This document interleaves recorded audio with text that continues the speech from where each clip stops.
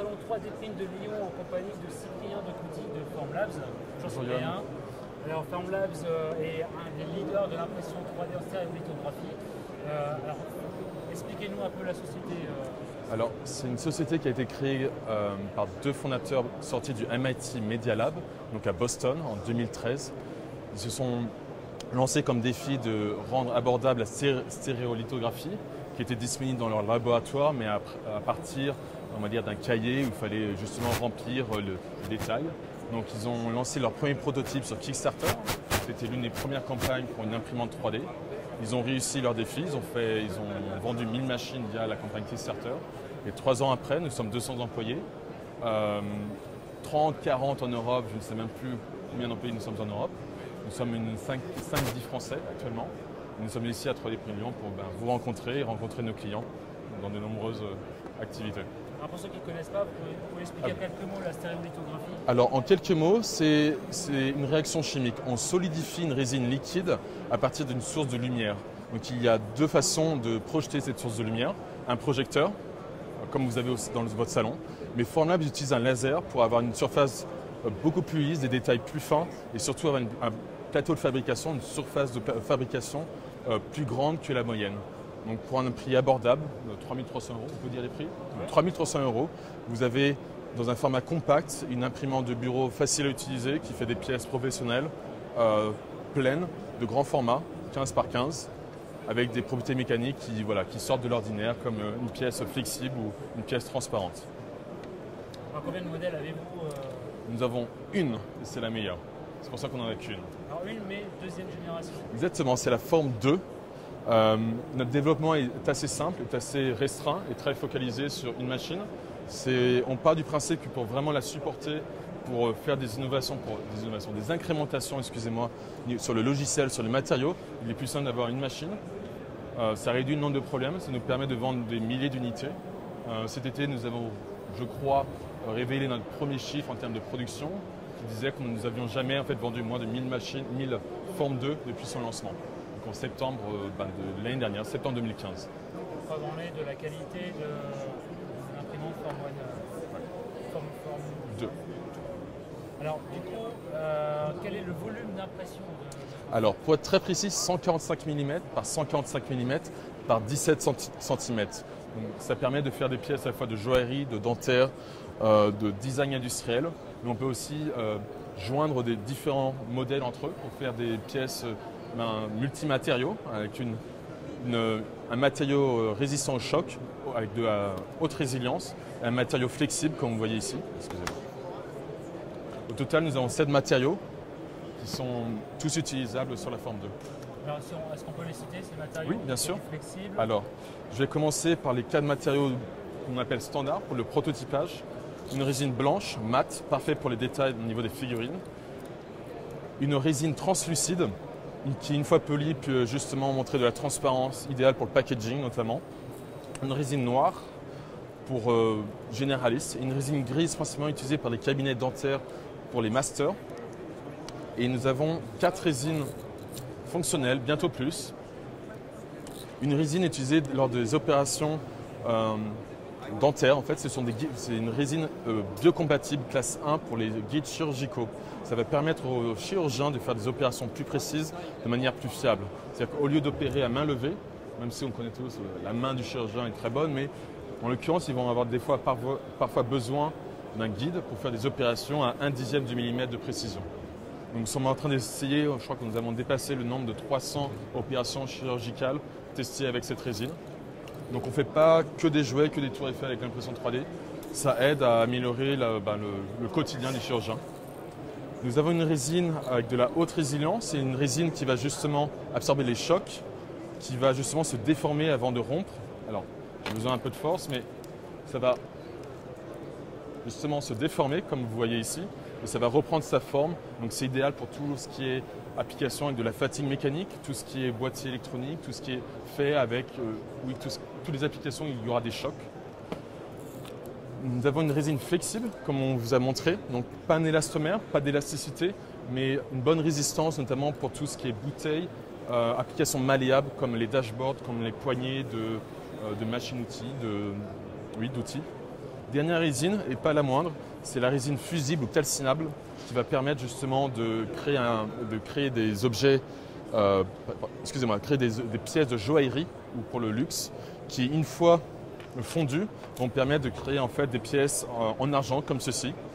Mais d'autres métaux peuvent être réalisés en or, en tous les métaux en fait précieux quasiment. Alors, la résine calcinable, elle sert à faire des moules certifales. C'est la fonte à cire perdue, on peut appeler ça. C'est des coûts un peu plus élevés que la cire, mais c'est un coût de revient bien inférieur. On est quasiment 3 ou 4 fois moins cher que la cire traditionnelle disponible en impression 3D. Pour un coût total, un coût total d'utilisation bien moindre. On a une machine à 3 000 €, des consommables à maximum 270 € le litre. Donc le coût de revient d'utilisation est bien moindre. On rend abordable une technologie qui était jusqu'alors aux alentours de 18 à 70 000 €. Alors il faut préciser, c'est du matériel propriétaire. Nous avons ce qu'on appelle Open Mode qui va permettre l'utilisation de résine tierce. En fait, nous avons désactivé tout ce qui pourrait empêcher l'utilisation de résine tierce. Nous ne permettons aujourd'hui pas de modifier les paramètres du laser comme le temps d'exposition pour éviter le nombre croissant justement de retours que cela pourra engendrer. Donc c'est notre position à l'heure actuelle, peut-être que c'est amené à évoluer, je ne sais pas. Aujourd'hui, il est possible d'imprimer sur des résines tierces. Nous avons je crois, fabricant de résines de céramique appelé Porcelite qui vend des résines sur notre machine. Donc il est possible d'imprimer aussi de la céramique via des résines tierces. Alors quels sont vos clients plus du particulier ou du professionnel Professionnel. Quel type de professionnel? Alors, je pense que 97% de nos clients sont professionnels et les quelques particuliers qui nous achètent de manière individuelle, en fait, ce sont des ingénieurs ou des modélisateurs 3D. Donc, nous considérons dans le marché, en fait, notre base de clients comme des modélisateurs 3D. Nos clients ne téléchargent pas des fichiers pour les imprimer. Ils ne téléchargent malheureusement pas de Pikachu ou d'autres Pokémon. Ils réalisent eux-mêmes leurs fichiers qu'ils vont imprimer.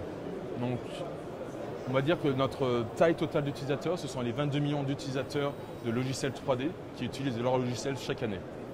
Il y a encore une grande marge pour Formlabs. On ne touche pas encore tout le monde, malheureusement. Donc aujourd'hui, environ 50-60% de nos clients sont dans l'ingénierie, dans le spatial, le ferroviaire, enfin, tous les secteurs de l'ingénierie, et dans le product design, dans le design industriel. Donc ce sont des gens qui vont utiliser SolidWorks et le logiciel Autodesk, peut-être Rhino. Nous environ 15% dans le dentaire, 15% dans la joaillerie et environ 10% de fabricants de figurines, un peu d'architecture, de plus en plus d'architecture et le modélisme ferroviaire. Je vois de plus en plus cela en Allemagne et en France et je crois que ça fait quasiment 87%. Le 3% restant, je ne sais pas exactement précisément, mais notre focalisation c'est l'ingénierie, c'est le design produit et nous gardons toujours un œil sur le dentaire, la joaillerie en particulier. Alors, par rapport à la Form 1, la Form 2, qu'est-ce qu'elle a de plus? Alors, en 3 mots, c'est la fiabilité, la simplicité d'utilisation et de manière générale, on a tout amélioré. C'est-à-dire, il est possible d'imprimer plus rapidement, avec plus de détails. C'est-à-dire que le laser, au lieu de faire des détails minimum de 300 microns, on peut réaliser des détails de 140 microns à 150 microns. Donc imaginez des empreintes digitales, si vous scannez votre main avec un très bon scanner, vous serez en mesure de réaliser, d'imprimer les détails de vos doigts, de vos empreintes digitales. Parce que ça fait de l'ordre de 200 et quelques microns. Cela n'était absolument pas possible sur la Form 1 Plus. Le gros changement, aussi en termes de fiabilité, c'est le changement en termes de décollement des couches.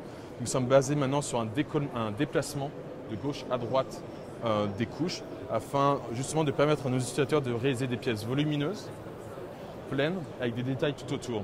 Donc au lieu d'évider une main, comme on pourrait faire dans les imprimantes à dépôt de fil, vous pouvez réaliser une main pleine, sans aucun problème de décollement des couches ou de warping, de problème d'impression, pour faire simple. Et le troisième, c'est la simplicité d'usage. Nous avons voulu cette imprimante la connecter à Internet et la rendre vraiment intelligente.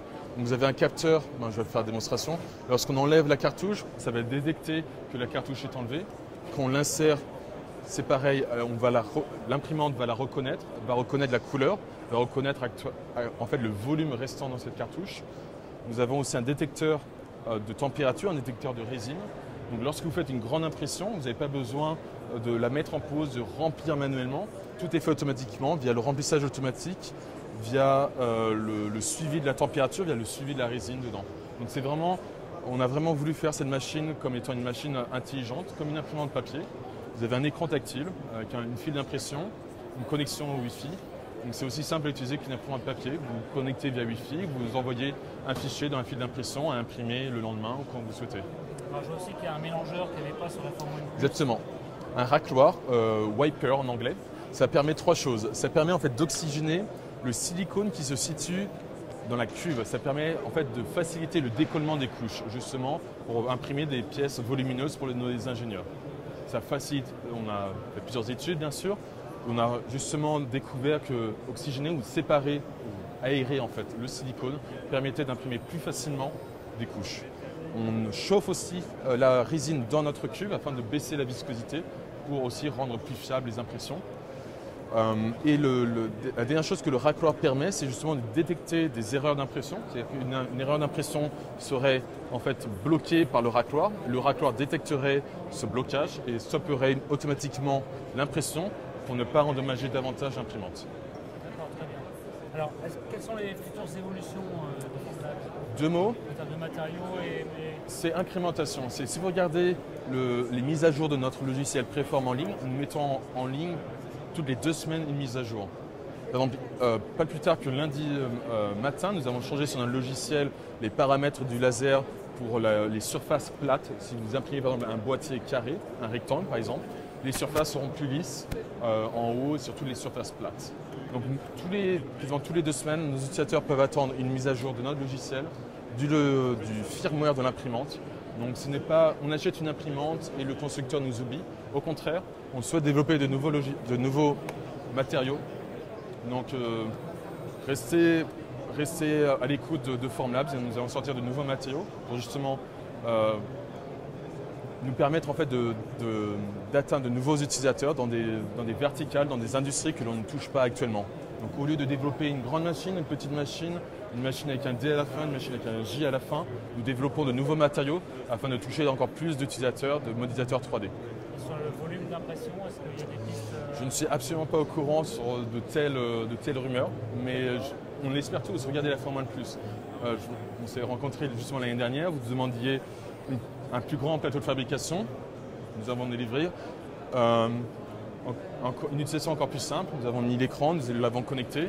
Donc oui, je ne sais pas quand est-ce qu'un jour il y aura une nouvelle machine Formlabs, mais nos ingénieurs ne sont pas idiots, ils vont justement écouter les demandes des clients et essayer d'y répondre de la meilleure manière. Mais le mot d'ordre, je pense tous les imprimantes 3D sur ce salon, c'est il faut augmenter la fiabilité, il faut que les utilisateurs le passent le moins de temps possible sur notre logiciel et sur l'utilisation même de l'imprimante. Il faut que ce soit aussi simple qu'une imprimante papier. Alors dernière question, Cyprien. Oui. En tant que professionnel de l'impression 3D, quel est selon toi l'avenir de cette technologie? Vers quoi on se tend? Alors à la fois en termes de marché professionnel et marché particulier. Alors, je connais davantage le marché professionnel. Il se développera de plus en plus sur justement le développement de matériaux, notamment si vous parlez à l'aviation, les ingénieurs dans l'aviation attendent des composites, attendent des matériaux qui répondent justement à leurs demandes. Sur le marché grand public, il faut vraiment baisser à la fois les prix, mais surtout l'utilisation de ces imprimantes. La stéréotographie, oui, a de nombreux avantages, l'état de surface, les détails, la qualité des matériaux, mais il faut nettoyer les pièces. Une fois la pièce imprimée, il faut la nettoyer dans l'alcool. Ce n'est pas à la portée de chaque particulier. C'est à la portée des professionnels, des chercheurs. Mais ce n'est pas à portée... Oui, mes parents, par exemple, n'achèteraient malheureusement pas mon imprimante parce qu'ils n'ont pas d'alcool à porter et c'est un peu trop compliqué pour eux. Donc il faut vraiment baisser, en fait, enlever tous ces freins à l'adoption. Le dépôt de filament, il faut toujours justement trouver la bonne température, la bonne vitesse de la buse, des fans. Il y a toujours cette phase d'interrogation qu'il n'y a pas dans l'impression papier. L'impression papier, je fais CTRL-P, je choisis mon imprimante, portrait, paysage, la qualité de mon papier et je ne me pose pas la question est-ce que ça va imprimer, est-ce que ça va rater, est-ce que j'ai besoin de suivre mon impression devant mon imprimante HP? Non, c'est juste ça imprime. Tant que les imprimantes papier n'ont pas ce taux de fiabilité, je ne vois pas comment l'adoption chez les particuliers pourrait, on va dire, atteindre un niveau conséquent pour intéresser de nombreux fabricants. Et on est sur la bonne voie? On est sur la bonne voie, c'est juste, c'est de l'ingénierie. Il faut donner un peu du temps aux ingénieurs J'espère d'ici 3 à 5 ans, il y aura de plus en plus de particuliers, peut-être des ingénieurs le week-end, peut-être que ça va commencer dans les garages ou dans l'imprimante du quartier. Et de plus en plus, ça va venir dans les salons ou dans l'endroit, oui, voilà, dans l'établi. Mais chaque chose en son temps. J'ai une machine à faire du pain à Berlin, pourtant je ne concurrence pas les boulangers. Ce n'est pas parce qu'on a la machine que l'on va, que l'on va substituer à différents moyens de fabrication. Pareil, j'ai une machine à coudre, ça sert à juste réparer mes pièces, mes vêtements. Ça ne me sert pas à concurrencer Jean-Paul Gaultier, malheureusement. Merci Cyprien Merci. pour cette interview. Et Au revoir. bonne continuation à Formlabs. Merci.